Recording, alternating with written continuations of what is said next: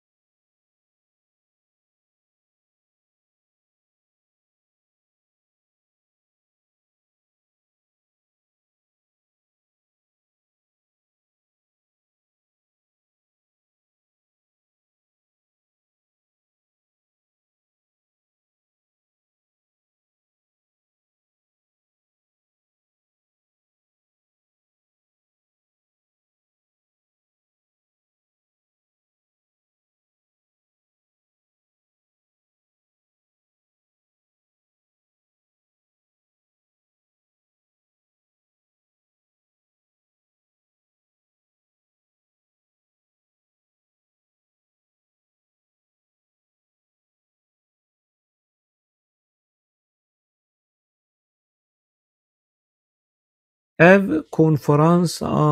navenda lêkolîna Rûdawê li Hewlêrê li dar ket îro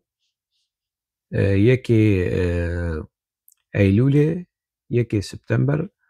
2025 li paytexta Herêma Kurdistana Federe li dar ket. Konferans jî li ser çi bû? Konferans li ser pêvajoya aştiyê a di navbera Xapo û Mîtê û çekberdana PKK. Xuya ye ku hayê Apo û Ako Muhemed û Rûdawê ji hev hebûn ji ber ku mesaja Xapo tê di pesnê navnîşana konferansê dide. Pesnê wê dide ku aştiya Ako bi dijwarî tê bidestxistin û Apo dibêje rast û ev dibe ku Apo bi xwe vê navnîşana hanê hilbijartiye. Dema mesaja Apo tê ji konferansekî re demekî hayî wî berî ku konferans li dar bikeve hayî wî jê heye. Ev yek. Li do ji bo amadekirina konferansekî bi vî rengî ji aliyê navenda lêkolînan çi navend be bi rihetî bi mirîtî xwe bikuje mehek jêr lazim e. Ti çi qîse demê biguvêşe û bi lez û bez mehek qunaxa mehekî ji bo amadekirin ji bo mêvan ji bo meselên lojîstî bi rihetî mehek lazim e. Demek hayê Apo ji vê mesela hanê hebû konferansa Rûdawê navenda lêkolîna a Rûdawê mesaj camêr mesaj şandiye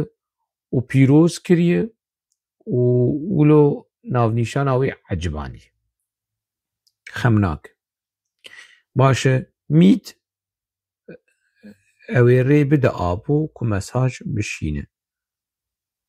Apo bi faksê neşandiye, bi îmêlê nekişandiye, Midhet Sencer hatiye di nava vê konferansê de dixwîne û Midhet Sencer berî çend roja jî li cem Apo bû. Li Êmralî li cem 28 Mehê 27 Mehê li cem Apo çibûn cem û piştî cem Apo hatiye konferansê helbet wê Midhet Sencer bi dizî li Hewlêrê yani dibe ku ew jî dagere Silêmaniyê هرش خلو هناك برپرسين PKK جي الورجي ببينه يعني جي كونتاكتي بوهر بك لها وليري دبكو أو جميل بايكو سركردايا PKK دريا زوم يا سكايب يعني جي ولو جفينكي ولو قرتيشي تشيبكن لها وليري أو جماعة يدنشي السليماني أجر بدستوينا كفن نه بچه سليمانية وتشتكي شارع سريكي ديمقراطيك وجوه مسألة هانيري ببينن مسألة يعني تي شارع سركرن بحث فيزيكي ميزيكي بچاوا تي شارع سركرن هفديتنا مدحت سنجار وسركرديا PKK مجارا ما اف كونفرانسا هاني يعني قال كسين روجافاي كردستاني اجي ناوده يعني شكل و شێوازێ خیتابا ڕاگەهاندنێ ڕوودا و کەنالا ڕوودا و نەعەجێبینم یانێ ئەدبینم یانی gelekî reklam û propagandaya PKK dik çi bazariyên siyasî hebin ez nizanim yanî di meselê de çi heye nizanim lê xîtabê ڕوودا و نەوەکی کوردستان 24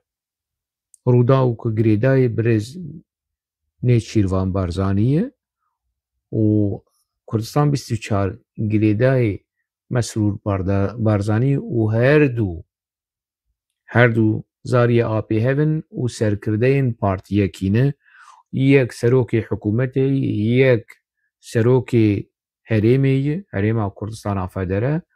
lê yani ez nebêjim cudayî nakokî heye yek objektif nêzîkî mesela PKK dibe yek reklam û propagandaya PKK dik ştekî wilo cudahiyekî divê mesela hanê heye ez nabêjim cihê rengî û demokrasî û nizanim çi çişmiştir na helbet tiştên li pişt perdê jî hene yani ne wilo yê mesela ne ji rêzeyî yani ne wilo me re bi vî rengî rehet derbas bike na divê me re bîne pirs bike û binirxîne û rexne jî bike tiştê wilo merov matmayî dihêle ev kesên di hundirê Rûdawê de berpirsê wê Ako Mihemed apo çî bû Dilbixwîndara apo çî bû hêvîdar apo çî bû helbet kesên li pişt kamîra jî hene rojnamavanin yan apoçî yan nîv apoçî hene yani ev kesên ku hevalê Şêx Alî jî me re dikare wan hesab bike li ser apoçiyên nû xwenaz dikin yani ev kesên ku wilo heqwase ji PKK êşiyan yani ev çi dihêle ev sir hanê çi ye ku dîsa vegerin hibêza PKK û reklam û şabaş û çayçî û qehweçiyê PKK bin xêr e çi çêbûye mînak ez ê ji werbînim yanî vîdyo jî yani li ser YouTubeê û social medya bela kiriye apo di not û pênca di not û şeşa de li Şamê rezaleta ku anî serê Dilbixwîndara kesî nanî serî wî wî pîs kir li pêş hevalê wî heqaretekî mezin pê kir wî kir ker eşkere apo jêr digot tu dîsa venegerî wekî kerê berê û tu hazirî û nizanim çi û te fêm kir û te fêm nekir û mantiqê apo hûn zanin çawa bû û Dilbixwîndara vegeriya Ewropa demekî nema sal derbas ji not û şeşa heta not û heşta 3 sal qunaxa 3 sala ji nav PKK reviye berî apo werigirtin li gorî ez zanim berî apo werigirtin ew û hêvîdar yani Dilbixwîn ne tenê ji nav PKK berî apo bêgirtin piştî bêgirtin lê ji nav PKK reviye û wilo rehet nereviya kadrokî jin jî bixwe bir û kî hêvîdar zana keça Nisêbînê ji malbatekî welatbarê ji malbatekî şehîd a و هێویدار زانا ئاپۆ وێ باش ناز دike ew jî baş apۆ naz dike xenc apۆ nas dike apۆ çî neçî rojek wê bê wê hêvîdar zana defterê apۆ veke wê dîroka apۆ a reşî qirêj wê veke niha naaxive xem nake ez heq didê me bere neaxiv lê wê roj wê bê wê hêvîdar zana biaxive tê bîra min dema ku rehmetiyê Kanî Yılmaz hat kuştin meqaleyê hêvîdar bixwin yanî nivîsên wê ya dem qey sernivîsa yek ji nivîsên wê wê çexê ku xwîna me helal e vexwin tiştekî wilo ji PKK re dinivîsînê yanî xwîna me helal e ji we re tiştekî bi vî şêwazê hane û rexne li PKK dike wê çaxê berî çîroka Rûda û tişt bi vî rengî hane lê hêvîdar di hindirê Rûda û de biçekî wilo zirav xwedparêz e objektif heta jê tê hewl dide objektif be hewl dide rojnamegeriyekî profesyonel û bê alî bi vî rengî hewl dide pêşkêş bike û xwe bide diyarkirin lê êdin na êdin ne wilo yê êdin wek mitirba yê yanî ji bo grûpela xwelcem PKK spî bike hazir û çay û qehwê ji PKK re dagir yanî xuya ye yanî mesele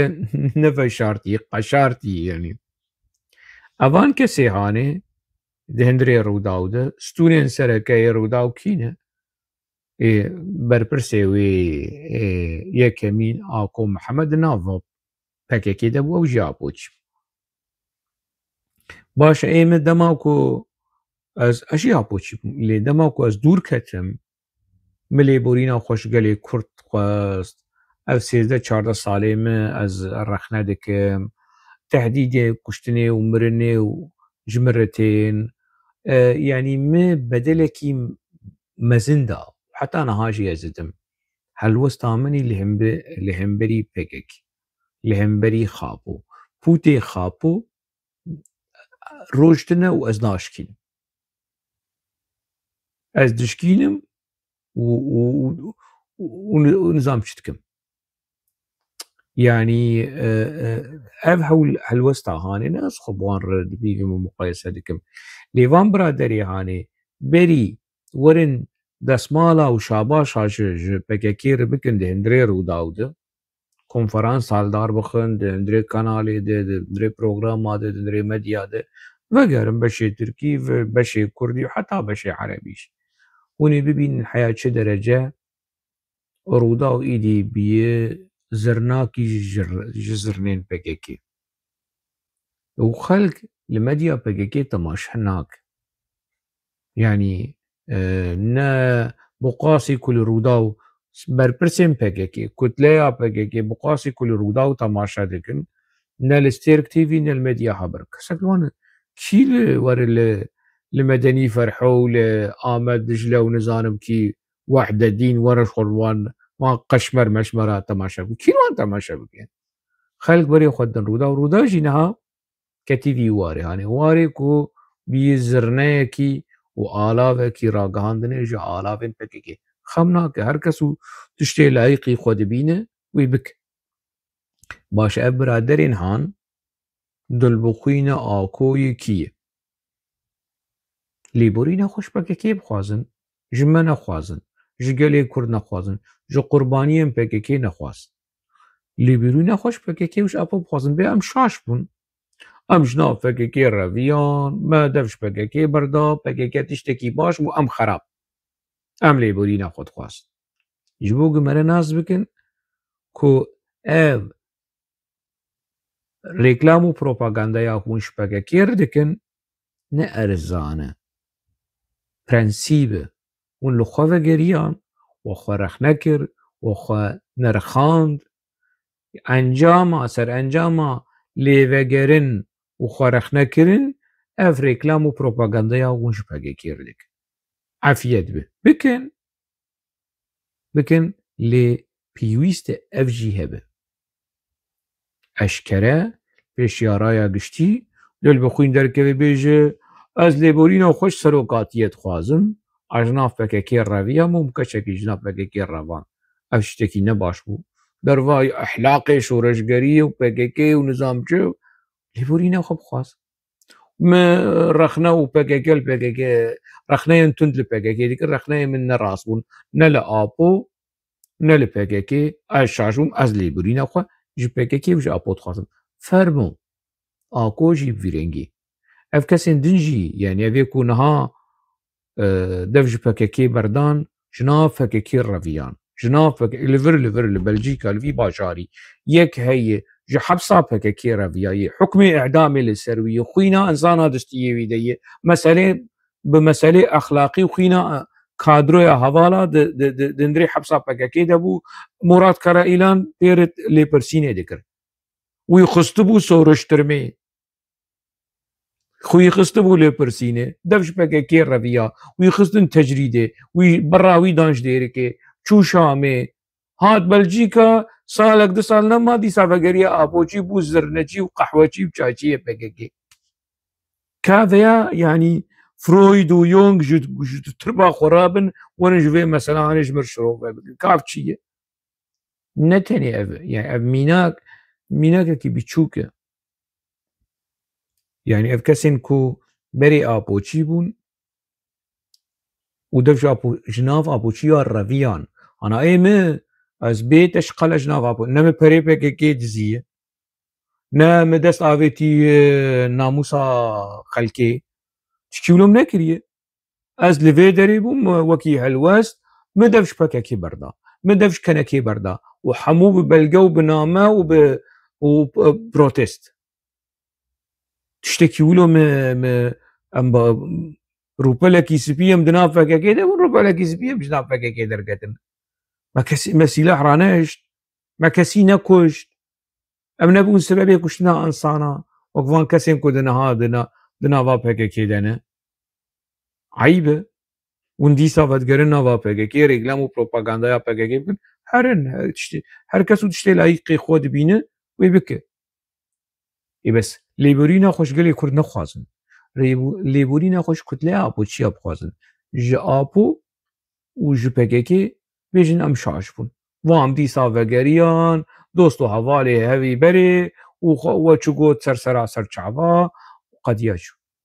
ako Mihemed dil bixwîn dara û êdin û ê wekî din hûn rêklam û propagandaya pêvajoya Tirkleşmeyê dikin mesaja apo ako ji wer şandî behsa entegrasyonê dike entegrasyona ne gelê Tirk ji di nava Kurda de ne dewleta Tirk di nava Kurda de entegrasyona gelê Kurd di nava Tirka de ku mafê xwe terk bikin doza xwe terk bikin mafê xwe çarenûsiyê dewletbûyînê federebûyînê otonomiyê xudmuxtariyê hemû tiştî terk bikin entegre bibin xapo vê ji we dixwaze hûn diçin konferans û rêklama ji pêvajoya Tirkleşmeyê dikin de bikin xem nakin bikin ya hûn wilo xweş dibînin layîqî xwe dibînin bikin li min jî pirs û rexne pirsa sereke hay apo ji vê konferansa hanê hebû tu nebû mesaj dide diyarkirin ku hayê wî hebû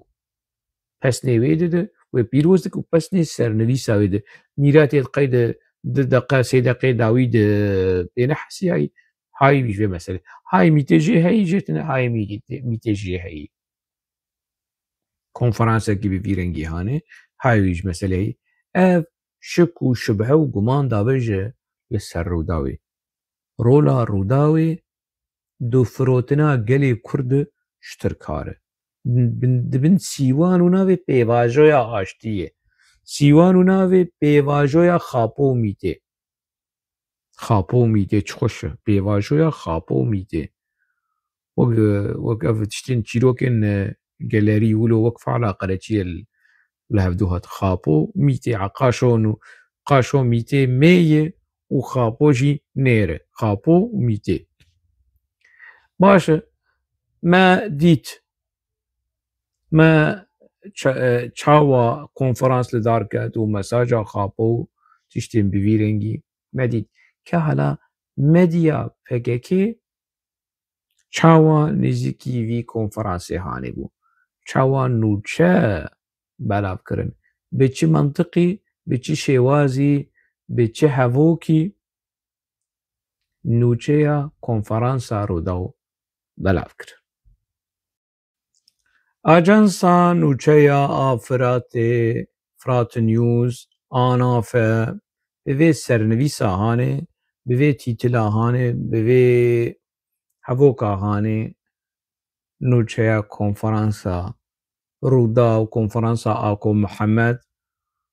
پشتگیریya pêvajoya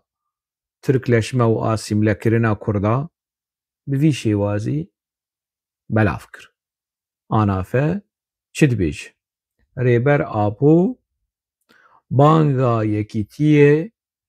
li Kurdan hemûyan dik. Banga yekîtiyê li Kurdan hemûyan dikim. Ev bi vî rengî danî. Rêber Apo peyameke ji konferanseke li Hewlêrê nabê ji Herêma Hewlêr paytexta Herêma Federe a Kurdistanê nabêje ha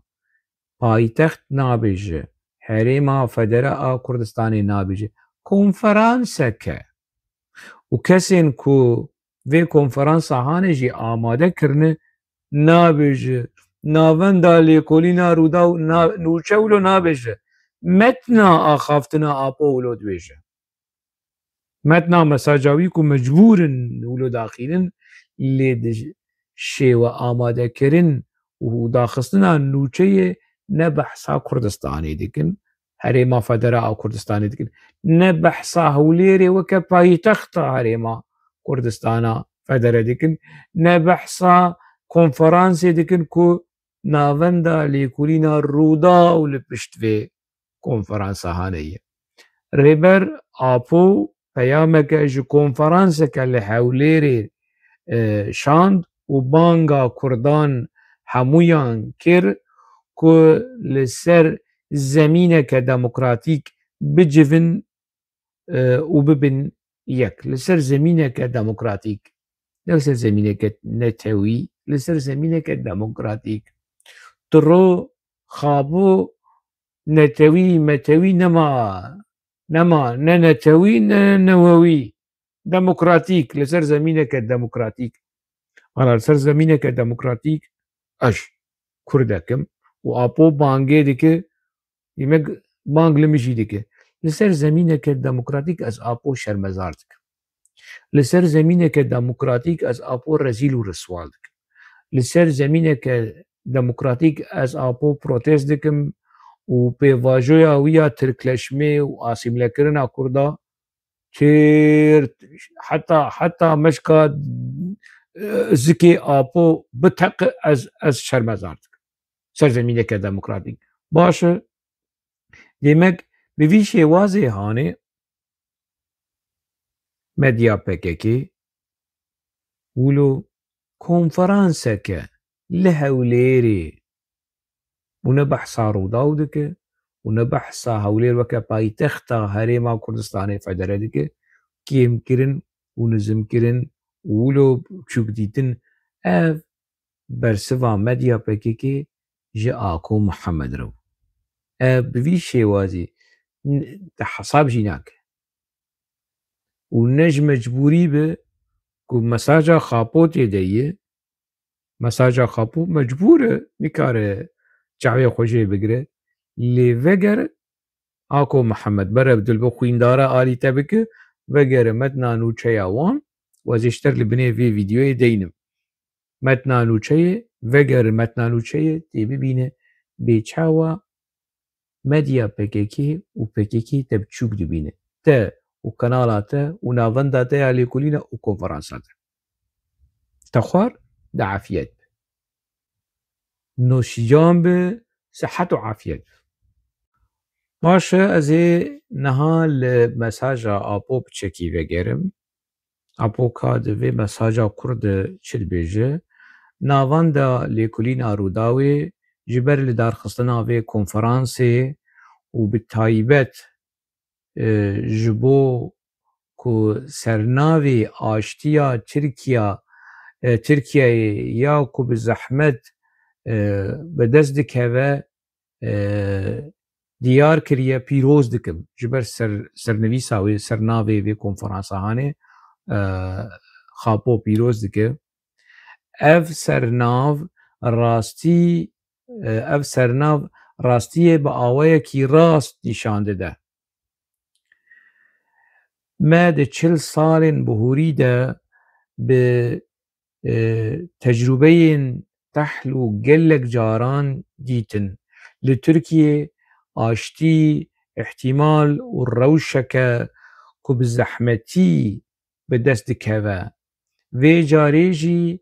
در فتا آشتی بزحمتی به دست خست لیج بو گهاندنا انجام ام به همو هیز و حساس بونا خواه هول ددن اگر اف پیواجویا لترکیه بسر بکوه و قدر همو رجلاتا ناوین بگهره و سردمک نو دست پی بکه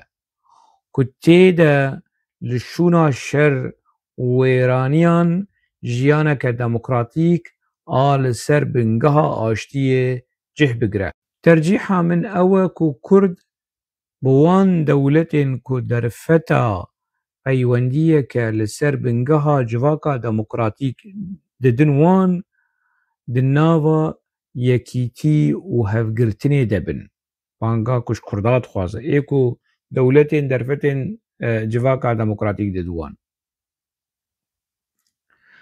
از ویه که وکی انتگراسیونا لسر بنگه جواکا دموکراتیک پیناسه دکم تسلیم بوهینا کرداجوان دولتین که قاش و دموکراتیک وکی ایران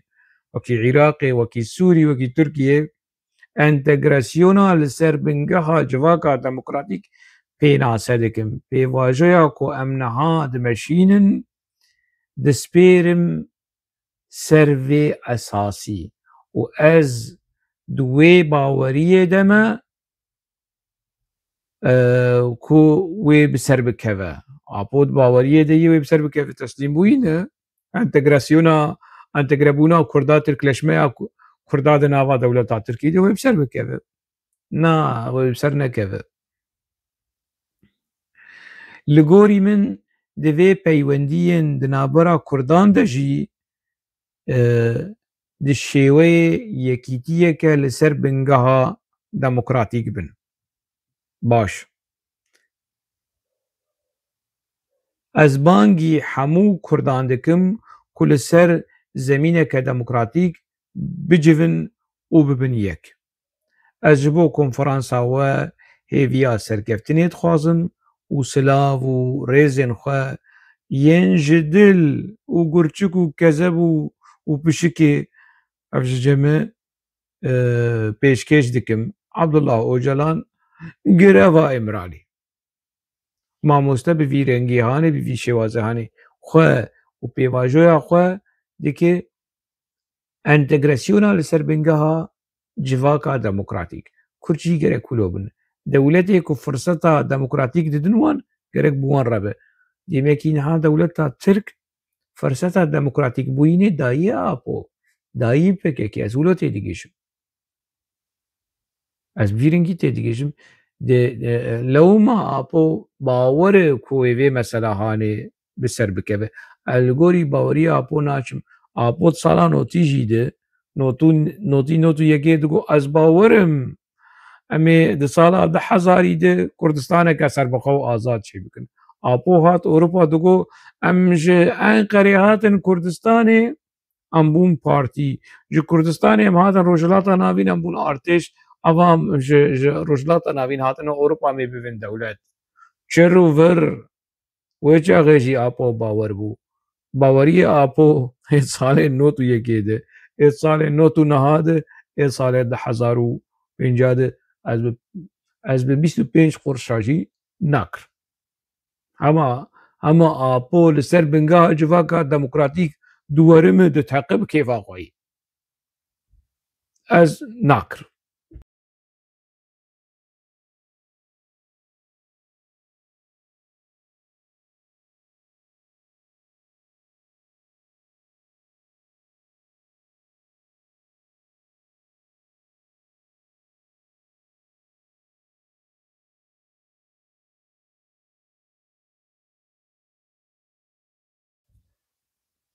شانده یا دم پارتی چقل ماس پارتی چو جم آپو و گریاش بر مساجکانی ایدی خلاص يعني قال كرد هين بونه هو شانده هر شانده چو شانده هات سوار چو بيا هات وتجي چو وفالا هات وفي منطقة هاني يعني تشتك تيد تشنا ما ناميا كو يانجي دا خويانيا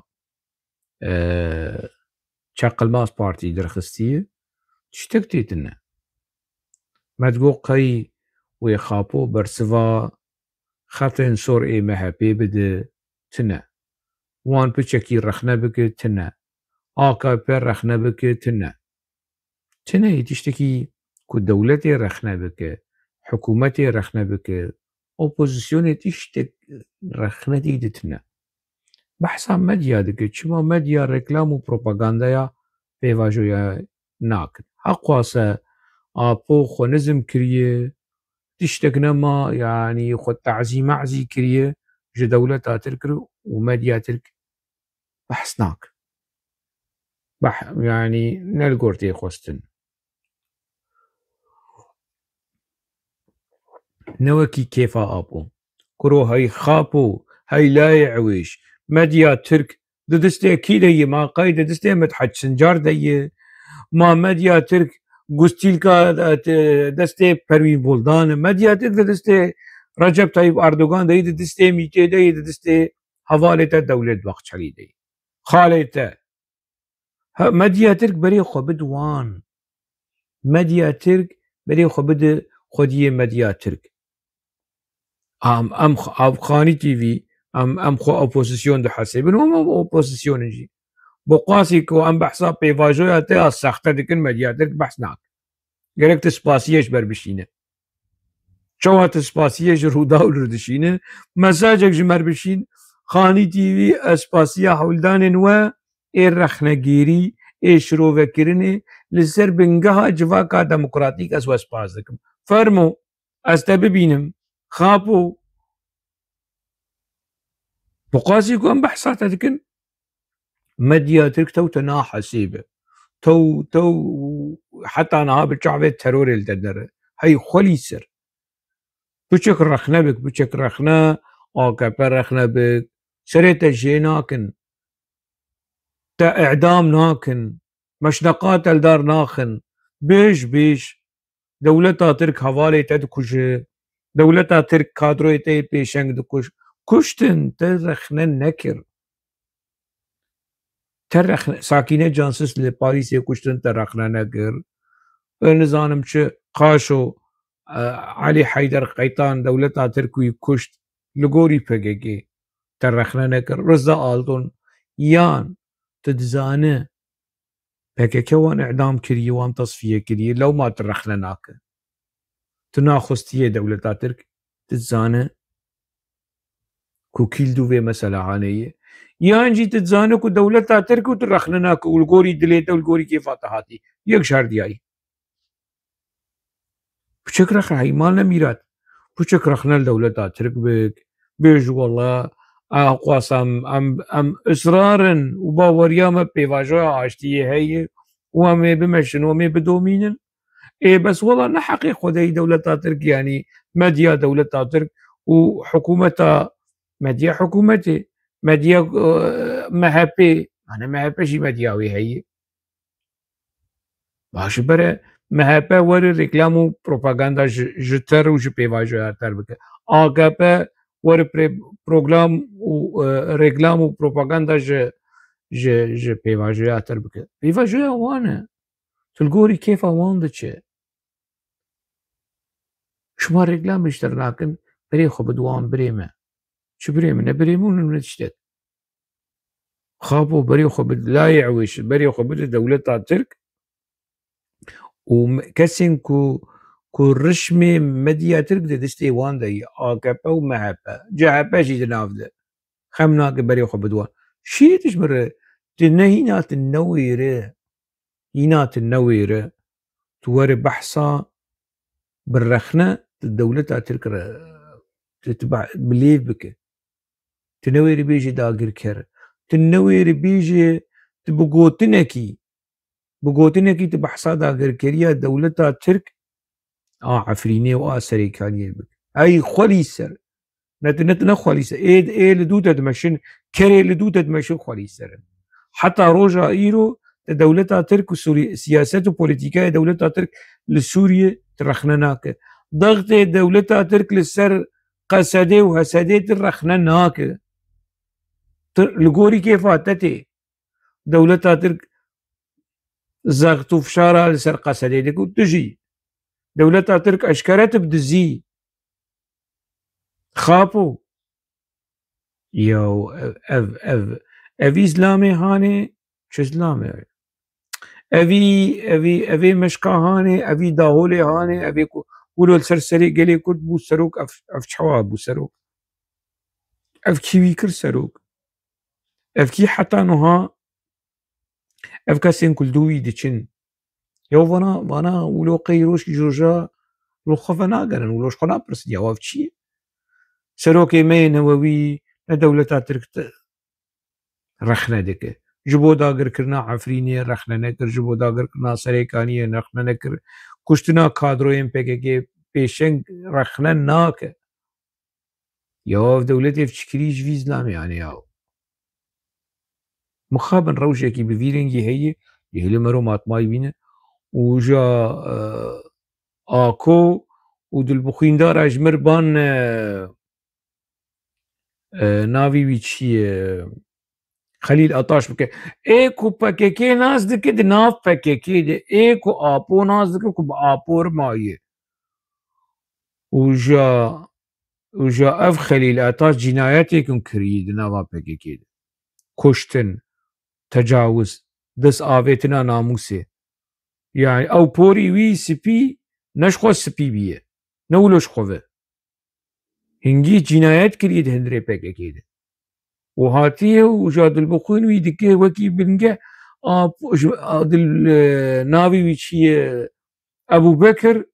Xelîl Ataş çê ji mir behsa Apo dike û behsa PKK dike Xelîl Ataş carekî Apo wî zeft kirbû